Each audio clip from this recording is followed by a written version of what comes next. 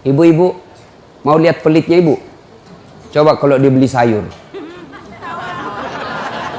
Hobi memang dia nawar. Kalau dia ke pasar, beda 1000, dia kelilingi tuh pasar. Beda 1000 tuh dia kelilingi.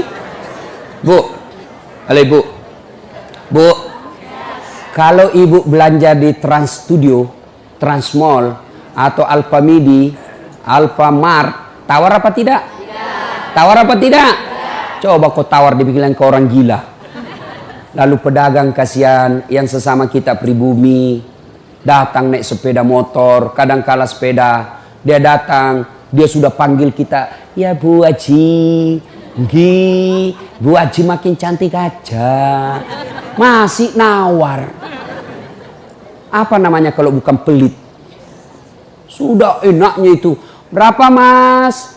10.000 Bu Haji. 11.000 ya.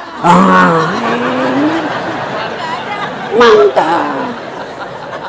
Kalau kan ibu-ibu yang suka nawar, kalau bapak-bapak kan tidak suka nawar ya.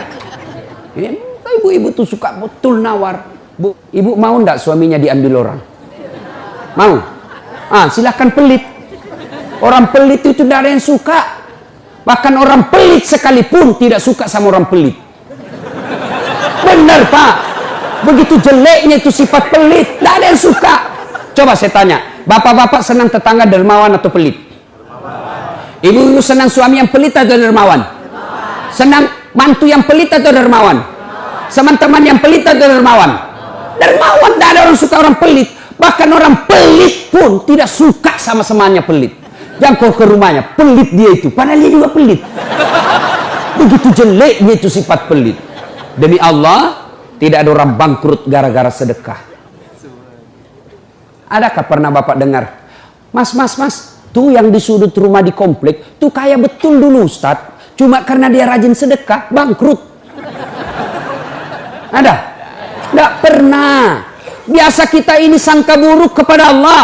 Tidak mau bersedekah karena sangka buruk. Nanti saya makan apa? Nanti saya makan apa? Jangan cemas rezeki. Jangankan diambil orang. Tertukar saja tidak. Cicak aja dijamin rezekinya. Tahu cicak? Tahu? Cicak makan apa ibu? Masuk akal enggak? Enggak masuk akal. Gimana caranya? Satu di dinding, satu terbang. Di mana ketemu? Enggak ada terminalnya. Kalau pesawat terbang, kita jalan, ada ketemunya di mana? Di bandara. Ini cicak, satu terbang, satu di dinding. Di mana ketemunya? Tapi lagu kita waktu kecil kan, cicak-cicak di dinding, diam-diam merayap, datang seekor nyamuk. Nyamuk yang datang. Nyamuk yang datang. Allah jamin rezekinya. Lagu tidak bilang, cicak lompat ke nyamuk. Setengah mati cicak, kasihan. Iya kan? Itu cicak, tidak sarjana, tidak punya kursus, tidak ada kaki, tidak ada otaknya, tidak cerdas, bisa hidup. Apalagi ibu, jangan pelit.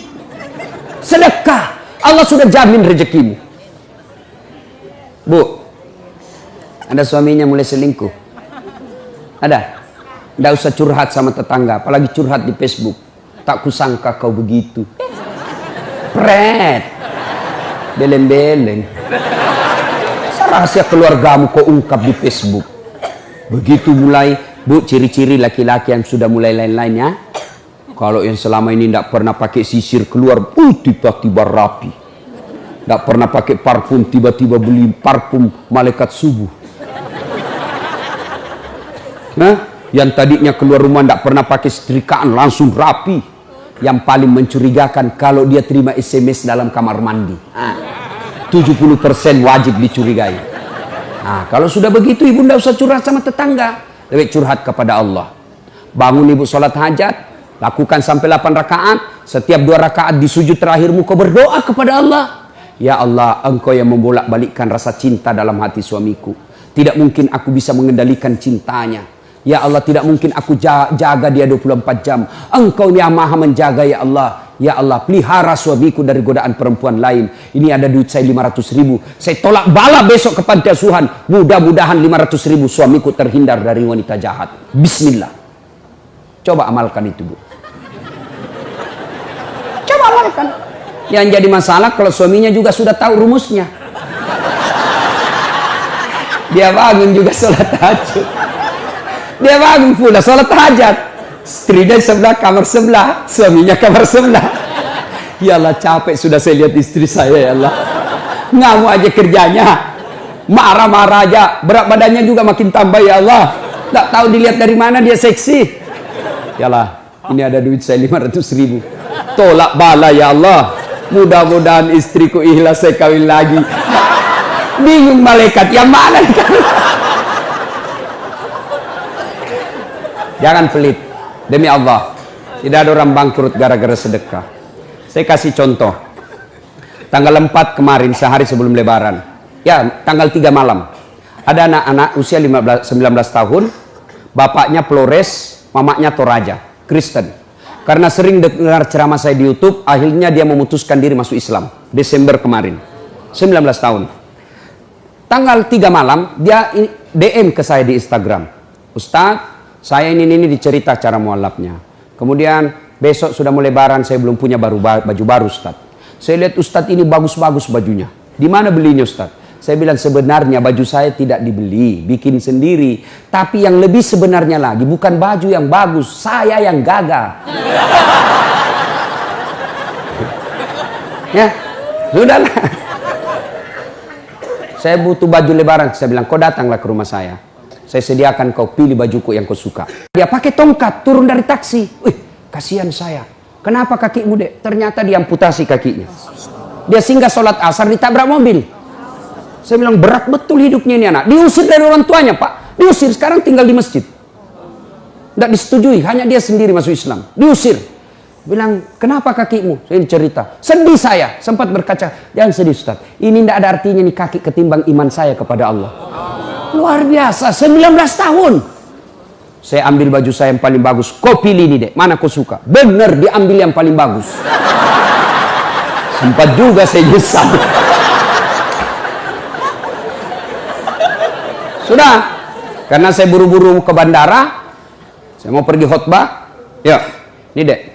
Kau ambil 1 juta. Sudah. Baliklah dia. Naik Grab lagi. Sudah. Perjalanan saya ke bandara, masuk WhatsApp. Ustadz, berapa nomor rekeningnya? Wakil Wali Kota Balikpapan. Dalam hati saya bilang, kenapa lagi Pak Wali? Ada apa? Padahal dalam hatiku, segeralah. Kirimlah nomor rekening. Masih di atas mobil, masuk. Masuk. Berapa transferan masuk? 30 juta. Tadi keluar 1 juta. Tidak cukup sampai situ. Allah balas lebih banyak. Sampai di airport, bandara, depan pintu 7 nunggu saya keberangkatan. Tiba-tiba ada ibu-ibu lari. Bawa amplop. Ustadz, tunggu dulu Ustadz. Apa? Ini dalam hatiku. Ada apa lagi? Padahal cepat sudah. Ini ada ternyata ada fans saya. Dia lihat saya di bandara. Dia mau kasih. Tapi cepat buru-buru mau masuk bandara. Dikasih saya melalui itu ibu. Nih ada Ustadz titipan dari ini. Oke, saya buka. Berapa isinya? 10 juta. Sudah 40 itu kan gantinya. Besoknya tanggal 5 selesai khutbah. Biasanya kalau saya khutbah dikasih itu ibu 25 juta sama itu bu bupati. Berapa saya dikasih waktu itu? 35 juta. Berapa Allah ganti? 75. Keluarkan 1 juta, Allah ganti 75 juta. Kenapa ibu miskin? Karena ibu malas bersedekah. Selalu berkeyakinan saya miskin. Maka Allah, ana inda sanni abdi bi. Saya tergantung sangkanya hambaku. Kalau kau sangka tidak mampu, maka kau kasih tidak mampu. Sedekah ibu. Allah tidak lihat 1 jutanya. Allah tidak lihat 100 ribunya. Yang Allah mau nilai, kamu sedekah enggak 1 hari ini. Jangan pernah lewatkan maghrib tanpa sedekah di hari itu. Coba amalkan. Coba. Kenapa kita tidak bisa umroh? Karena selalu yakin saya tidak mampu. Maka Allah, ya sudah kau yakin tidak mampu. Sedekah. Pulang ini kau sedekah sama tetanggamu. Cari orang miskin. Cari janda-janda tua. Tidak usah janda muda. Banyak yang bisa selamatkan. Jelas? Salatullah salamullah ala toha rasulillah. Salatullah salamullah ala yasin habibillah. Nah, sudah banyak sebenarnya penyakit hati tapi waktu yang terbatas. Saya cuma bilang waktu yang terbatas. Saya ada acara di Bandung Ibu jam 10. Saya ini orang kampung. Saya tidak tahu Bogor ke Bandung jauh. Saya pikirnya 1 jam. Inilah kalau kita pakai pulsa lokal. Saya orang kampung, tidak tahu saya. Oh ternyata jauh. Nah, saya harus segera selesaikan. Insya Allah kalau panitia ngundang saya lagi ke sini, saya datang lagi. Insya Allah ya. Nah, ini penyakit hati. Sekarang gimana cara mengobatinya? Ala bizikrillahi tatma'innul qulub. Ketahuilah dengan berzikir mengingat kepadaku, maka hatimu akan jadi tenang. Jadi kalau kita punya penyakit hati, maka datang di majelis zikir Al-Ihya ini. Ini salah satu caranya. Memang ibu tidak dapat voucher. Memang ibu tidak dapat undian. Tapi apa yang ibu dapat? Ilmu.